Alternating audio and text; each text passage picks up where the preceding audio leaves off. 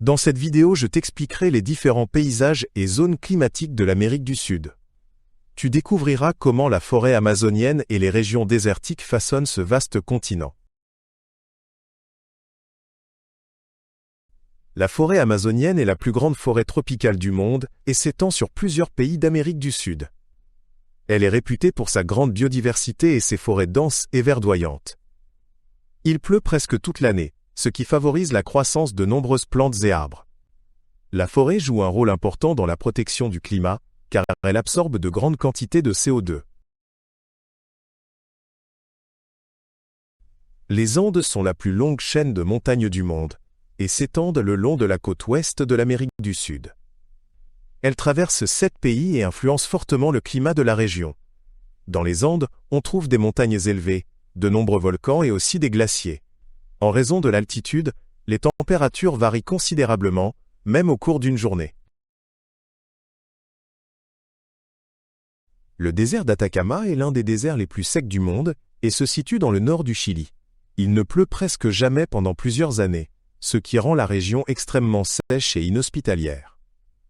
Cependant, des plantes et des animaux spécifiques se sont adaptés à ces conditions extrêmes. Le désert est également riche en ressources naturelles, telles que le sel et le cuivre. Les pampas sont de vastes plaines plates qui s'étendent sur l'Argentine, l'Uruguay et certaines parties du Brésil. On y trouve principalement des prairies et de vastes champs dédiés à l'élevage et à l'agriculture. Le climat est modéré, avec des saisons variées où il fait tantôt plus chaud, tantôt plus froid. Cette région est essentielle pour l'alimentation de nombreuses personnes.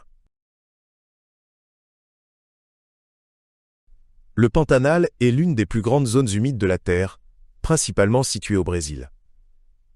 Il est réputé pour sa flore et sa faune uniques, et constitue un véritable paradis pour de nombreuses espèces animales.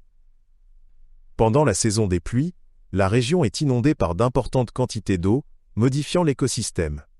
En période sèche, le niveau de l'eau baisse, et de nombreux animaux cherchent des sources d'eau. Les hauts plateaux en Amérique du Sud forment une région située à une altitude élevée, caractérisée par une flore particulière. Il existe de vastes plateaux et de grandes vallées. En raison de l'altitude, les températures y sont généralement plus fraîches, et on y trouve aussi de nombreux glaciers. Cette région est très importante pour l'agriculture, notamment dans des pays comme la Bolivie et le Pérou. La région côtière de l'Amérique du Sud est marquée par des plages tropicales et des paysages désertiques arides. Les côtes offrent de nombreuses possibilités pour la pêche et le tourisme. Par endroits, on y trouve de hautes falaises et des côtes abruptes, tandis qu'à d'autres endroits, des plages plates prédominent. Cette région est d'une grande importance pour l'économie, en particulier dans le commerce et la pêche. Le Grand Chaco est une grande région aride qui s'étend sur plusieurs pays d'Amérique du Sud. Le climat y est chaud et sec, ce qui fait de cette région l'une des plus difficiles pour l'agriculture.